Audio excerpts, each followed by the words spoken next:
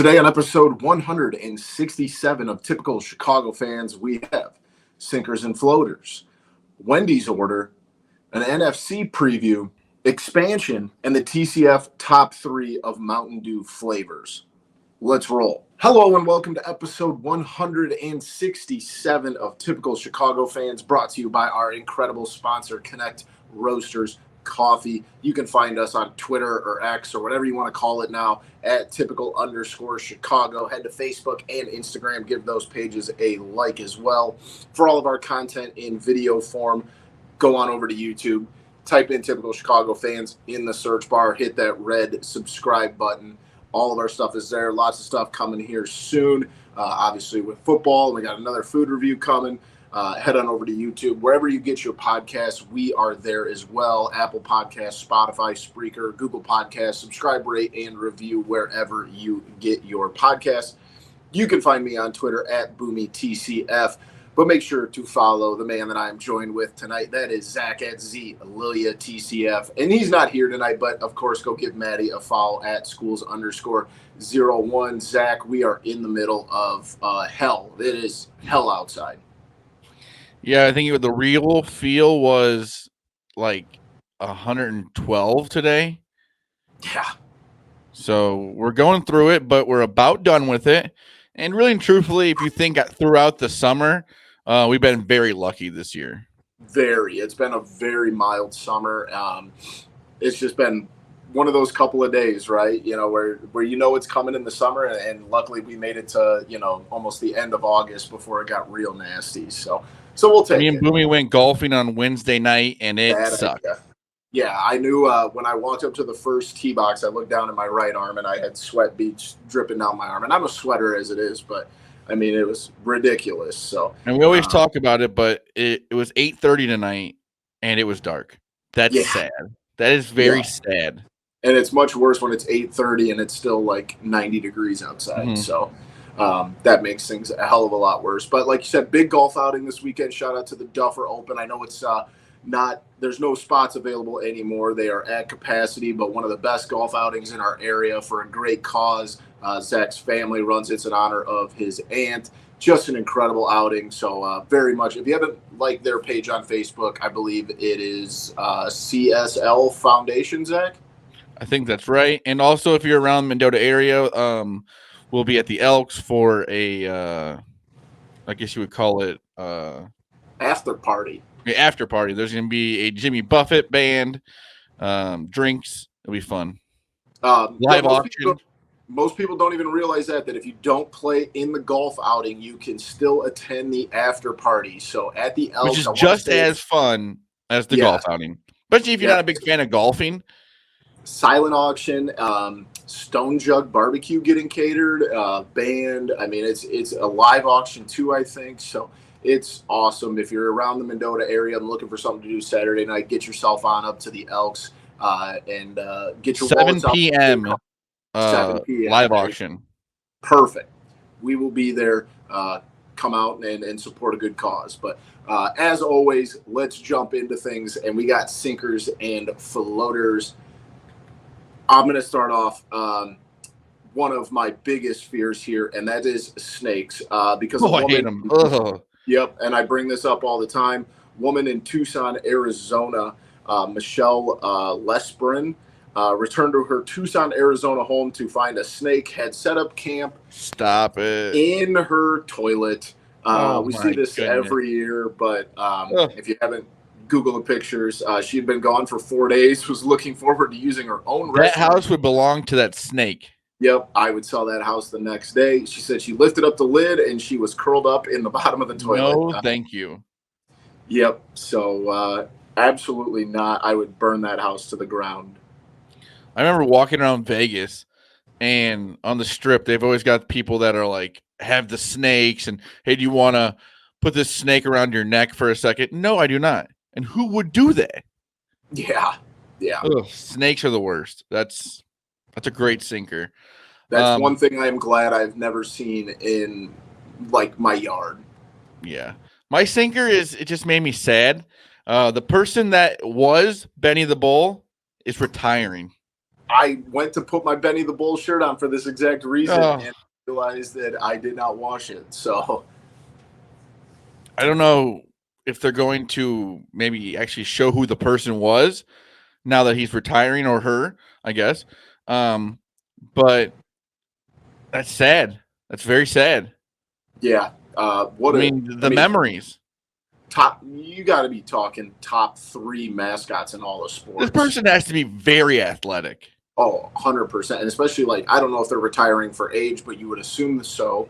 But, I mean, jumping off trampolines and climbing ladders. And we'll realize next year if not making behind the back or behind the head half court shots, if things are going wrong next year, you'll know what's the problem.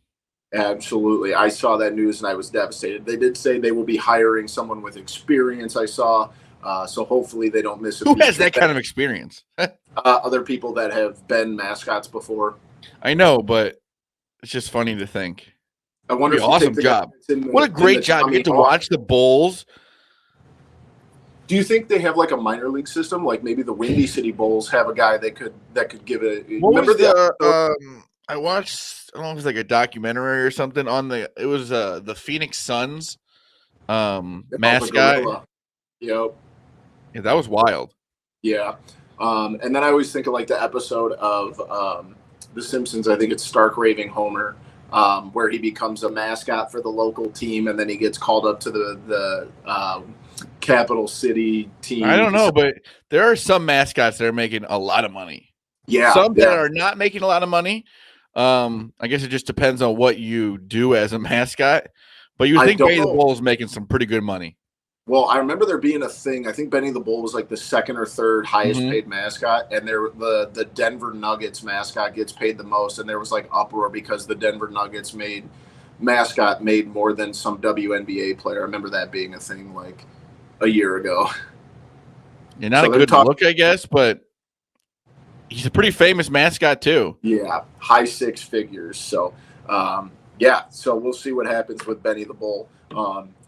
On to floaters. Unfortunately, my floater is COVID because it's back, and I don't know how much. I don't watch the news very much. I've been getting most of my information from Twitter and just kind of observing. But apparently, COVID's back. So not good. Numbers are on the rise. Of course, like you might be able to tell. That's not good. I'm a little nasally here. I got a little bit of a cold going on, and I got a 4-month-old here at the house. So my first thought was like, I better check and see if I have it, just in case I need to sleep down here in the content cave. But came up negative. So apparently it's back though. Yeah, I guess it's also your first experience with kind of COVID being at a higher rate with a child too. Yeah. Yep. So unfortunately, COVID's back.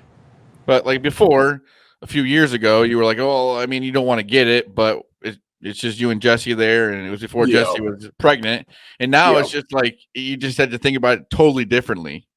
Yeah, exactly. And with you going back to school, it could be anything. Also, and I think like kind of us in the weather.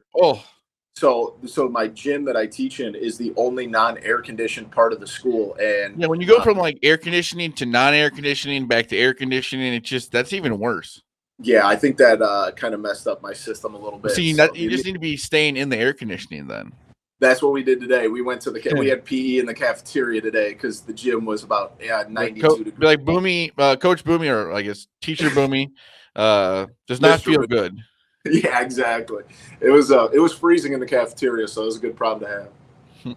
Well, my floater, which hopefully is not affected by COVID, college football week 0, I guess it is. I think there's like 7 or 8 games maybe. Yep. I'm very excited. I think Notre Dame plays in Ireland, which is going to be pretty cool. Just competitive football. It actually means something. So we, on that note, we will be doing our college football preview next week. Unfortunately, I know you guys are all looking forward. Our guy, Bobby Wilson. Bobby, actually, I talked to him the other day. Bobby got a new job, and his hours have changed. So we're going to get some information from Bobby. We don't know if we're going to be able to get him on the podcast, but I'm going to get as much information from him as I can. We'll make a little video or something, like a preview. Yeah, we'll get something, but we will definitely do our full preview on next week's show. before week 1, not week 0. Just enjoy week 0. Watch some competitive football, and then next week we'll be with all the information that we will have for the college football season, because me and Boomy, we both love football, college football. It's all amazing just because it's competitive. So I haven't been using the content cave as much as I used to. Obviously, with the baby, we're upstairs most of the time. If you're just watching baseball, it's just one game, really. Yep, exactly. And we watch Cubs games or we flip around to MLB Network. But I've been doing my preliminary tests, for the college football season, because I'm pumped, dude. I think it's going to be a really fun year. So got the 3 Roman will enjoy the basement. He'll start to enjoy it. Yes, he will. Right now, before this week, it was almost a little too cold down here. This basement traps the the AC. So if it's anything like his dad, it's probably better off he's down in the cool. Yes, exactly. We both run pretty warm. So, but yeah, super pumped about that. But we've got some other sports we got to cover here in the TCF Sports Minute. The Cubbies, we're recording this Thursday night, just pick up a win in extras. They moved to 67-60. I believe they're 3 games out. Yeah, because the Brewers did not play today. Yep, so 3 games out of the Central, tied for the second wild card spot. Before this game, I don't know what it sits right now. I'm pretty sure they start a series with the Brewers Monday. Yeah, big series there. We got a big 3 games coming up here against the Pirates. Yep. So it's one of those things where the biggest thing I wrote down is just keep winning series, and that's really what they've been doing. I think they've won 11 or 12. It's like 11 of 13 or something like that series, and just they look like they're having fun. Yes, and the game tonight, Thursday night, you see him, get a lead, and he gave up one. Steele gives up one of the longest balls I've ever seen hit. Easily could have went downhill. That was in the river, wasn't it? Yeah, that thing was a shot. Is that a river? Yep, that's the Allegheny River. But could have been one of those downhill spiral moments, and they are able to weather the storm. The Cubs are never out of a game. Exactly. I am worried about the starting pitching. I won't lie there. Drew Smiley is bad. There's no other way to Keegan Thompson will be with the Cubs here coming up soon, or I think maybe tomorrow, or he was there today. So I know Keegan Thompson is coming back. I don't have any idea what's going to happen with Marcus Stroman. Yeah, I think at this point, you just, if he comes back, great. But if you're really relying on that to be your ace in the hole for the playoffs, he's got to be healthy, because you can't just throw him out there and not be healthy in a playoff run. Exactly. And you got to find guys. You might have to pick some of those guys out of AAA and say, hey, listen, we're in a playoff race. Come figure it. Come show that you deserve to be up here. But it's fun to watch right now. It's been a long time since it's been 2020 when we were like, yeah, we got to go watch the Cubs. A lot of times it's been it's so fun because they're 2.5 out of that first wild card spot, which would be awesome to have. So you're watching the Phillies, you're watching like the Giants, you're watching the Reds, you're watching the Brewers. So it's just exciting in general. It gives you a reason to watch baseball, and it's going to be interesting until football kind of heats up. Absolutely. In complete other news, the White Sox have done what I didn't think they would ever do, and that is they have fired Rick Hahn and Kenny Williams. And then the next day, I don't know if he's always been doing it, but they have Tony La Russa as like a consultant. Yeah. We take a step forward and then 2 steps back. That's exactly what I was going to say, dude. They're sitting right. They just lost to the A's. They are 50-78, 16 games out, 22 out of the wild card. That Eloy interview that he was talking about, like they don't know who's a leader on this team. Well, no, duh, first of all. But how do you sit there and say that? Yeah, and not even that, like, be a leader. You've been there for 5 years now. Say, no, I need to step up and be a leader. Not, we have no idea or we don't know. I did see, I can't remember the kid's name off the top of my head, but one of the catchers they picked up from the Astros in the Kendall Graveman trade got called up today. So, but like you said, I really don't think that. I think Rick Hahn should get another job. The stuff that's coming out that I have heard, it's Kenny Williams who's not getting another job.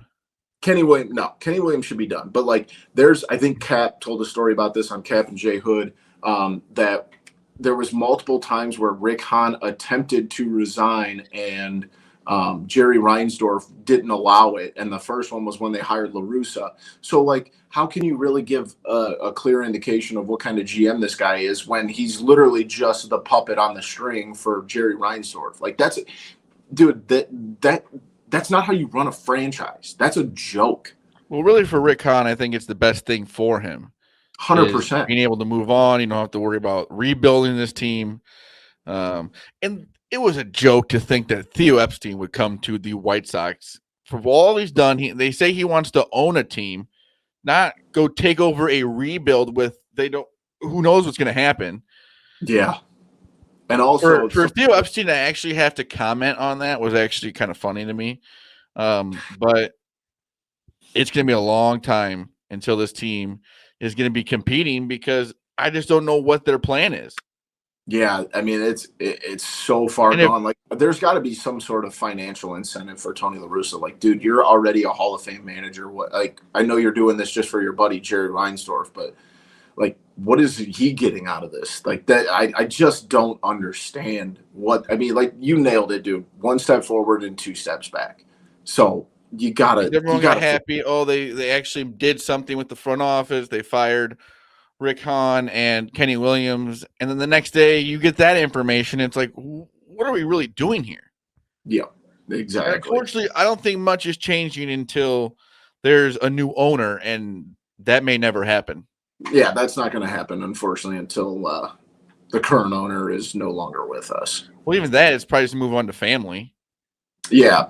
Well, also, with that being said, rumors swirling early this week that Jerry Reinsdorf could either consider selling the team or relocating. So it's been a tough week for White Sox fans, to say the least. The relocating in Chicago, I just don't see where they would go. I don't think the MLB would allow the White Sox to leave. No, I think where they have a spot at is not a bad spot. No. You got a parking lot, you can tailgate. I mean, it's fun there. I think that's just them trying to get away from talking about how they're not good at baseball. Oh, let's throw this out there. Yeah. Yeah. And then, like, honestly, though, like, if you're the running Major League Baseball, if you're the commissioner, you want 2 teams in Chicago. It's the only thing I think that they could get out of is like, well, it's hard to compete with the other team or something like that. But at the same time, then they're gonna go look at revenue generated and true. Ticket sales. Even with a bad team, they're still above ticket sales in a lot of teams. So the MLB, if you move somewhere else, then you're gonna have to make brand new fans in that area. Yeah. It's just a bad week for the White Sox, but. For positive news for you, we move into week 3 of the preseason. The Bears host the Bills on Saturday. I believe Justin Fields will play, if I saw that correctly. Yeah, I think there's a meeting within the next few days talking about how long they'll play, how many snaps or whatever. How much do you want to see these starters out there, Zach? Maybe like 1 or 2 drives at most. I don't think that they need to be out there like for more than that, but it's just going through the warm-ups and kind of getting ready for the game and preparing for the game and stuff like that. I'm not looking for the starters to be out there very long at all, but just to be able to kind of go through the pregame and stuff like that, and then they'll be ready for the Packers. I think, and I agree with you, but I also think, like, just looking at it from like my Packers fan side of me, like, I want to see Justin, talk about Justin Fields, Jordan Love play a quarter, maybe 2 quarters. And for a team like the Packers, you want to see that. I want to see that because he doesn't have that much experience in a game. Now, granted, Justin Fields played all last year, but also in the same aspect, Justin Fields hasn't played with a lot of these guys that he's going to be playing with. So I think the only problem with that is the O-line is kind of hurt right now. And if the O-line is hurt, I don't think he needs to be out there for very long with like guys who are, I know they're going to most likely have to start the season with him, but I just don't feel like that's a good spot for it. But that's true. It is what it is. That is true. Eberflus, and I think I trust him. I mean, I think he's a good coach. I know last year you can say whatever the record was, but that was his first year with this team, with this offense. And I think that this team can really, I'm not saying they're going to make the playoffs, but I think they can be around 500. Yeah, we said this last week, dude. I think if you're realistic, if you're a realistic Bears fan, like 500 would be like the top of the expectation. Like if this team comes out and wins 6 games, that's still a big improvement from last year. Sometimes with how the NFL is, if you're 500, you're right around being in the hunt. And it's so funny because on the other end of things, like I realistically think the Packers will probably end up somewhere between 7 and 9 wins at best. But like, there's so many Packers fans out there that are so used to winning records that are going to want to burn the house down if they win. So I'm not saying, as a Bears fan, you don't want Jordan Love to be good, but it's going to be very, very hard to be better than the guy you just had. Yeah. So that's just like mentally, that's going to be hard to deal with for Jordan Love and fans. I mean, like you said, Aaron Rodgers may be the best quarterback, like athletically, physically, that's ever played. And they're going to, I mean, there's no way. Turn the ball over to a guy that's thrown the ball like 40 times in the NFL. Yeah. Like, it's just, it's going to be not every team gets to go from back to back, like all-time quarterbacks. And like, I truly do, like, we joke around a lot about this. I think that Love will end up being a good quarterback, but I don't think it's going to happen this year. Like he came from to be Aaron Rodgers or Brett Favre is just very hard too. To think that like there's so many Packers Twitter is going to be hilarious this year. Be like, well, Aaron Rodgers would have. It's going to be tough because I mean, like say Green Bay, it's such a small town for having an NFL team. Yeah. It's going to be tough. I mean, they're so used to winning seasons and being in the playoffs and stuff like that. And it's not like they said they may be whatever, but it's going to be a little rough at first. Yeah, I mean, absolute best case scenario, I think this team wins 9 games. Let's say they go into Soldier Field and the Bears win. That's already going to start. Oh, that's already going to start it, though. But you know what I mean?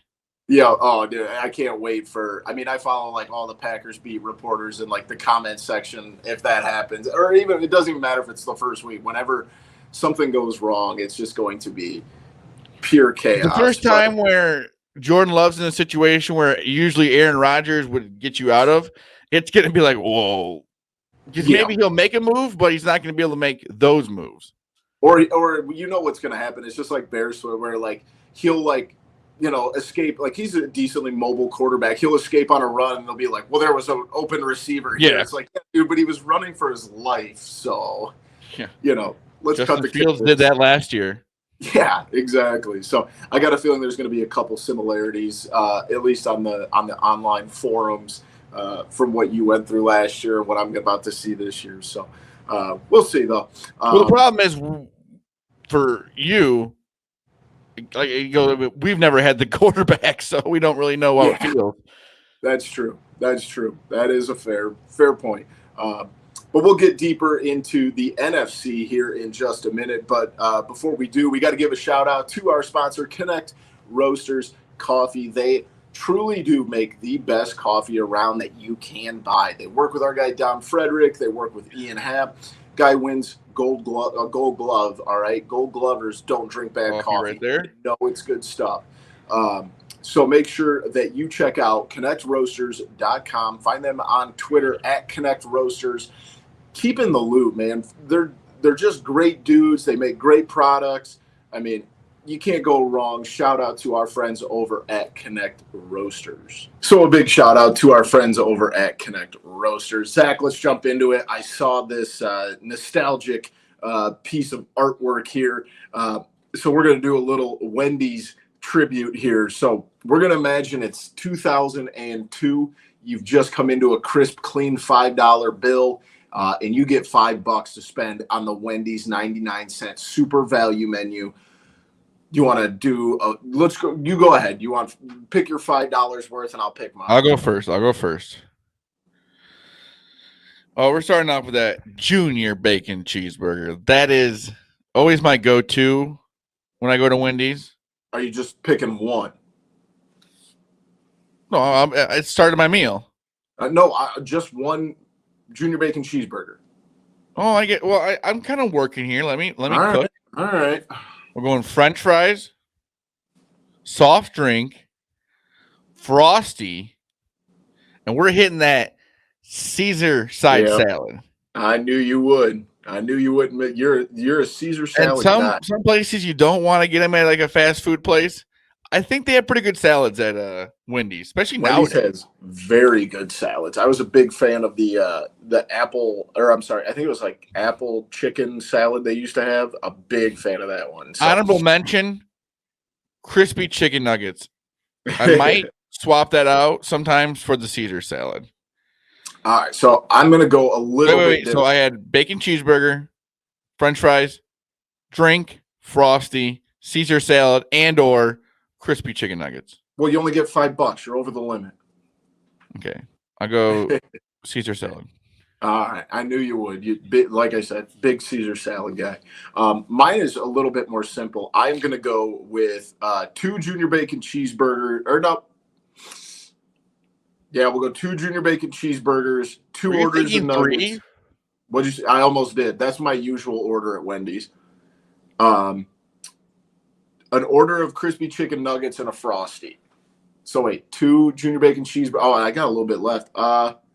Let's go. We'll go there then. So 2 junior bacon cheeseburgers, 2 orders of nuggets, and a frosty, chocolate frosty. Get that vanilla nonsense out of here. Dude, the frosty is a go-to. Yeah, I don't need if I've got the frosty, I don't need a soft drink. But honorable mention though, Zach, chili. Their chili at Wendy's, pretty fire. Oh, very good, honestly. And it's a little, industry secret, but do you know what the meat in the chili is? Mm-mm. It is the burgers that did not get sold from the night before shift get thrown in the chili. Are those like potatoes, just like a potato wedge? No, dude. They used to do a baked potato. So also not terrible there. No, not bad. I think Wendy's is pretty good fast food. I love Wendy's. Wendy's doesn't get enough love in my book. So we told you last week we were doing the AFC preview. So this week we have our NFC preview, and we're just keeping it simple. We've got divisional winners here. So we will start with the NFC East. Kind of wide open. I mean, the Eagles win it last year, but you never know. It's really hard for teams to repeat. Who do you got in the NFC East, Zach?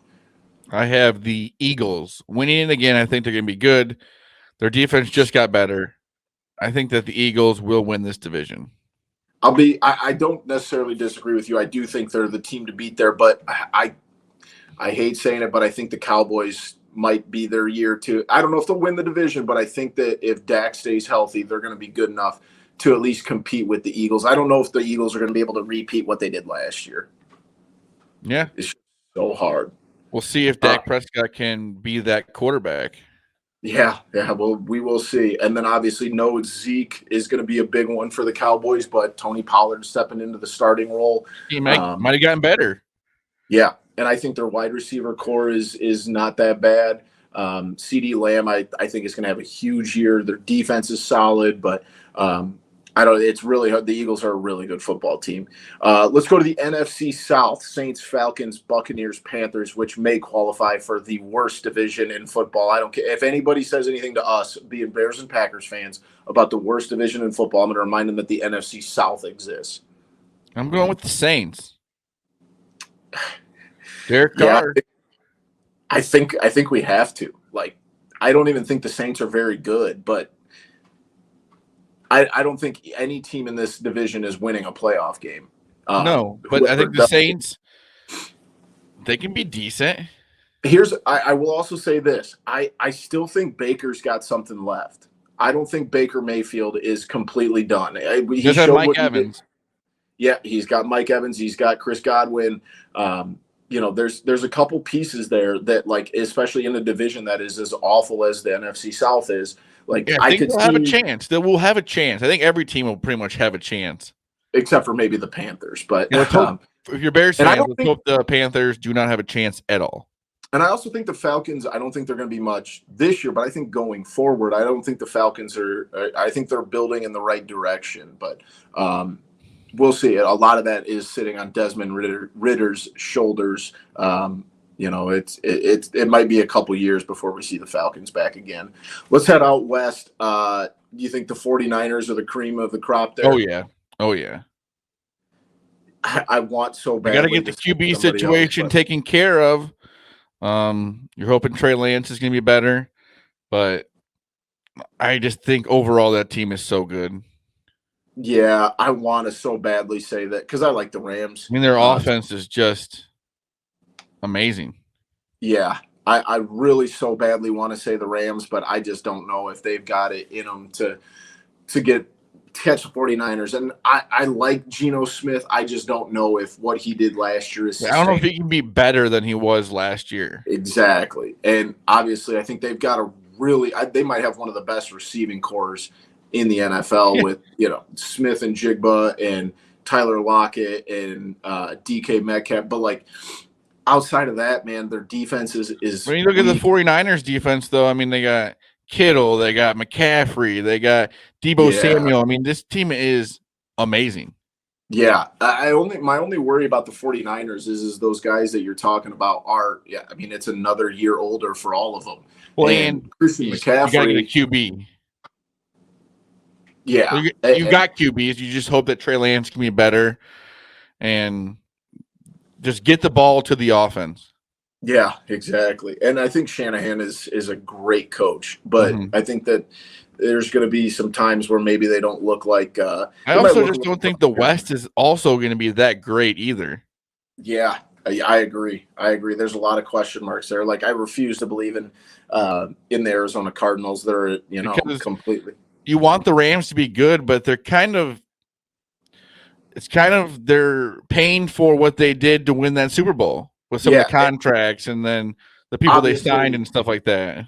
Obviously, us knowing Rams fans, like, they knew this was coming, right? Yeah, I'd take it for a Super Bowl all day, but I'm just 100%. saying. 100%.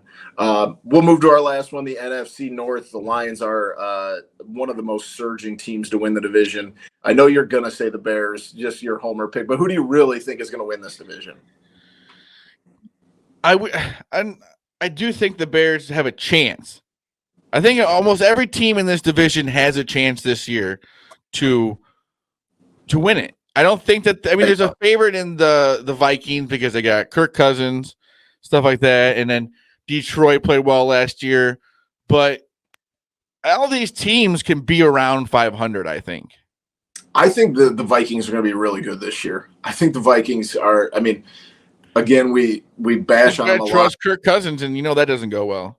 Like, I do think Kirk Cousins somehow might be the best quarterback in this division. I never thought I'd say. As of the start of the season, he is.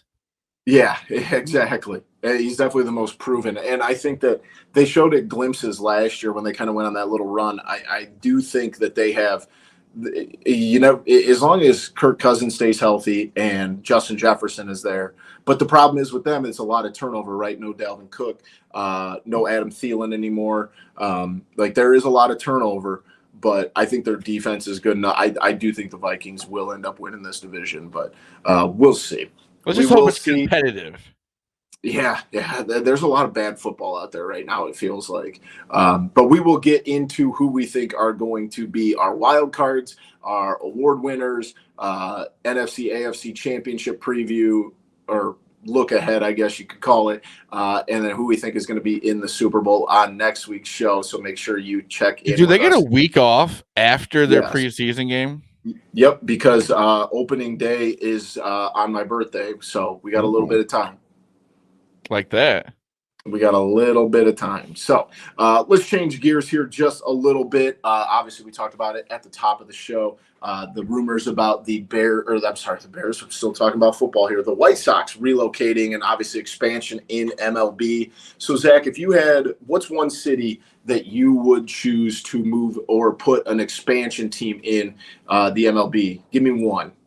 I think it's the team that is kind of being named with the White Sox, and it's Nashville.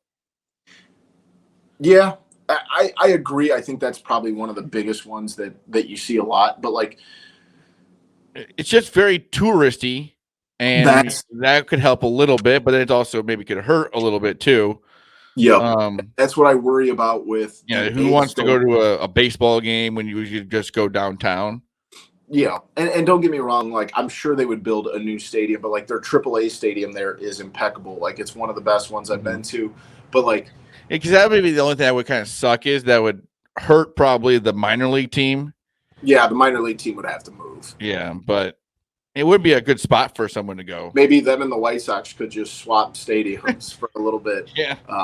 The one I want to bring up is Vegas, and it's kind of the same way. Is that like it'll be good for tourism, but like I don't know if a team in Las Vegas is going to necessarily catch another on. Team. Yeah.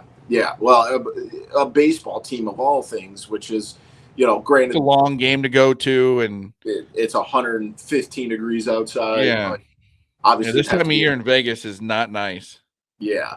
The other one I want to bring up is Charlotte, North Carolina. They have a lot of pro teams there. I know the Panthers are there. The Hurricanes are there. It's just one that I feel like they could benefit from. And obviously the White Sox AAA team. But I think that's a city that's growing pretty well. And I don't know if they could right away be a great option, but I think in the long run that would be. I got one. All right. Cooperstown. See, just not big enough. Wouldn't that be pretty cool though to have a baseball, like even a minor league team in Cooperstown? That is, of all the places I've ever been, that's maybe the coolest place ever. Yeah, if that was, I mean, it's kind of like in the middle of nowhere too, isn't that? Yeah, and it's just built around mountains, the Hall of Fame. Well, yeah, and then it's the Hall of Fame. Yeah, for sure. New Orleans. I think it would almost have like the same effect as, like you said, with Nashville. You could go down to Bourbon Street instead of going to a baseball game. Yeah, I agree. I don't necessarily disagree there, but that was baseball would almost have to go to somewhere that has like not a lot going on. But also in the same breath, like you can't take that risk in sending it to a city that hasn't proven they can handle a professional team. You know, at least in like a New Orleans, like, hey, they have a basketball team. With the White Sox, I don't think they're going anywhere. Right. I think this is literally just trying to get people to not realize that the team stinks. I also think like a team in like Puerto Rico would be pretty sweet. I mean, it's American territory, something along those lines, something in the Caribbean that people go to a lot. I know it's definitely not big enough, but a place like Key West, Florida, also came to mind. Another one that I had, Zach, Austin, Texas. It's like the fastest growing city in America. But you gotta think about like almost a state that doesn't have football. I mean, it doesn't have baseball. Yeah, but Texas is enormous. So. Well, yeah, I know. I'm just saying. Another one that I hear get rumored a lot, and I think it's crazy, is taking a team back to Montreal. That'd be cool. Yeah, I mean, or even like a place like Vancouver, right? Another place in Winnipeg or something like that. But Buffalo. Yeah, that would work. I mean, the problem is it's 10 miles from Toronto. True. But I think that I think Buffalo can be its own fans, though. Yeah.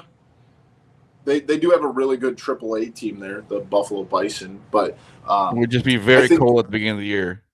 I think that the Washington Nationals would still be the Montreal Expos had they gotten the funding for a new stadium or an improved stadium, which is nearly every team. The Nationals first played in D.C. was scary to go RFK. That place burned it down. That place set up in like the top deck. Oh my god, you're like looking straight down. It like swayed. Yeah. Yeah, that new place is awesome though. Let us know where you would throw a professional baseball team. I just think also it's just tough for baseball to go anywhere. Yeah. I mean, there's going to be I mean, you could literally take any major city that we could talk about, and there's easy ways to poo-poo on it. But baseball attendance is up like 9%. So there we go. It's at least, there's something there. Let's go ahead and wrap things up. As always, we have a TCF top 3, and this week is Mountain Dew flavors. We kind of realized when I was looking for topic ideas, there's a lot of different Mountain Dew flavors. So a ton of them, actually. Zach, do you want to go first or do you want me to? I'll go first. I'm going with Code Red. That is my favorite. I like it a lot. That is tied with what I'm going to take as my first pick. I also grew up in a Code Red household. My dad is a Code Red freak. He would also put his name on the Code Red. Yes, and like a line where it was at in case we drank it. Lunatic.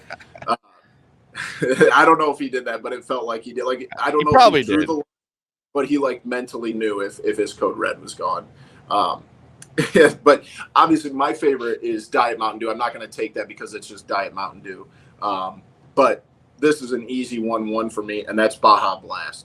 Ever since Taco Bell released Baja Blast, it's been game mode. That's the best one out there. The best part about looking these up was like finding out like they were only in certain places. Yes, that's Red Lobster had like a bunch of different Mountain Dews. Red Lobster? That's what it said. Really? I know B-Dubs has like an exclusive flavor. Oh yeah. I know. I'll go with my second pick. I'll go with one that I enjoyed probably the most in my late junior high school years, and that's Livewire, the orange one. Oh yeah, that was good. One of my favorites. My second one, it was like eating a popsicle, and it was Summer Freeze. Yes, that's really good. Very good. I mean, a lot of sugar, but very good. Well, we could just say that about all of these. And then my last one, Atomic Blue. Atomic Blue. I don't know if I've seen that one. It was like forget what it was. It was a blue, I guess, Mountain Dew, but I guess it kind of tasted like blueberry. Oh, okay. Ish. You never really knew what the flavor. I mean, it just said it on there, and it was just like, yeah, this tastes blue. Yeah, that's fair. But yeah, there was some I had no idea of that I'd ever heard of them. I'm so glad you left this one for me with my last pick, and that's Pitch Black, the grape one. I don't know if I've ever seen it. Dark purple. The can was black, but it was a very, very grape flavored. It looked like Jägermeister.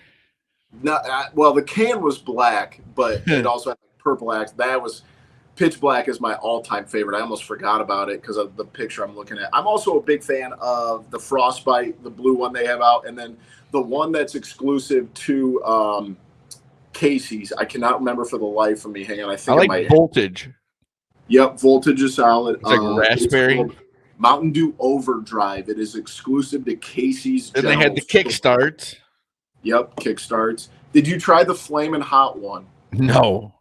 We need to get a can of that because that sounds disgusting. A food review of that. How about the fruit quake, the one that's supposed to taste like a fruit cake? No, that sounds disgusting too. There's also one. There was like a strawberry lemonade one. That's not bad. That one was good. Major melon. There was like a watermelon flavored one. That was really solid. But let us know what your favorite flavors are of Mountain Dew. We need your dad's top 3. Yeah, we're gonna have to get that on Saturday. I know Code Red's it would be his 1-1. Oh yeah, we already know that. But thank you for joining us. That was episode 167. Like I said earlier, if you haven't already, go like the CSL Foundation on Facebook. Check out the Duffer Open. If you're around Mendota this weekend on Saturday night, 7 o'clock, get your butt up to the Elks for some live in the parking lot. In the parking lot. It's not raining. I don't think it's supposed to rain, but I guess you never know. Can't miss it. Raising some money for a good cause, and it's a damn good time. I promise. If you're going to spend money, at least make yourself feel good about it. Absolutely. Absolutely. Shout out to the Duffer Open on Saturday.